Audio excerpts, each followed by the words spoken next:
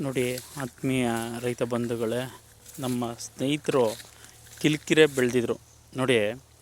3 ದಿನಕ್ಕೆ ಒಂದು 4-5 ಪಾತಿ, ಒಂದು 5 ಕುಂಟೆ ಸೊಪ್ಪು ಕಿತ್ತರು.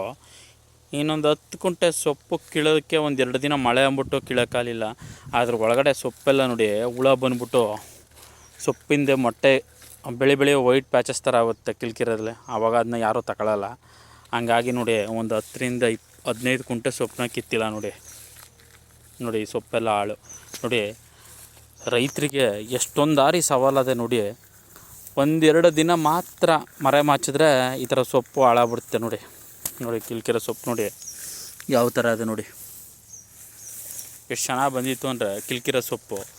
ಮೊದಲು ಮಳೆ ಇಲ್ದೇ ಬೆಳೆಯೋಕ್ಕಾಗಲಿಲ್ಲ. ಈಗ ಮಳೆ ಬಂದ್ಬಿಟ್ಟು 2 ದಿನ ಹಾಳು ಬರಲಿಲ್ಲ ಅಂತಂದರೆ ಮೊಟ್ಟೆ ಬಂದ್ಬಿಟ್ಟು ನೋಡಿ ಸೊಪ್ಪು ಎಷ್ಟು ಹಾಳಾಗೈತೆ ನೋಡಿ. ಒಂದು 15 ಕುಂಟೆಯಿಂದ 20 ಕುಂಟೆ ಸೊಪ್ಪು ಕಿತ್ತಿಲ್ಲ ನೋಡಿ.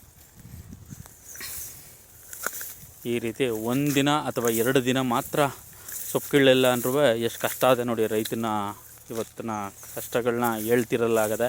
ಜೊತೆಗೆ ಏನಂದರೆ ನೋಡಿ, ಸೊಪ್ಪು ಜೊತೆಗೆ ಮಳೆಗಾಲದಲ್ಲಿ ರೇಟು ಇರೋಲ್ಲ. ಎಲ್ಲ ಸೊಪ್ಪು ಬೆಳೆದ್ಬಿಟ್ಟು ರೇಟು ಸಿಗೋಲ್ಲ ರೈತನಿಗೆ, ತುಂಬ ಕಷ್ಟ. ಈ ರೀತಿ ರೈತನ ಜೀವನ ನಡೀತದೆ. ಮಳೆ ಇಲ್ದೇ ಒಂಥರ ಕಷ್ಟ, ಮಳೆಗಾಲ ಬಂದಾಗ ಒಂದು ಕಷ್ಟ, ಜೊತೆಗೆ ರೇಟು ಕೊಡ್ದೇ ಒಂದು ಕಷ್ಟ ನೋಡಿ. ಈ ರೀತಿ ಸೊಪ್ಪು ಹಾಳಾಗೈತೆ ನೋಡಿ.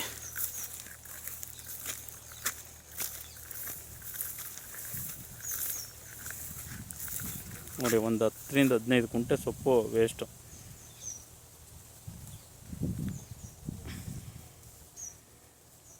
ನೋಡಿ ನೂರಾರು ಸವಾಲುಗಳ ಮಧ್ಯೆ ರೈತನ ಜೀವನ ಯಾವ ರೀತಿ ನಡೀತಾ ಇದೆ ಅಂತ ನೋಡಿ.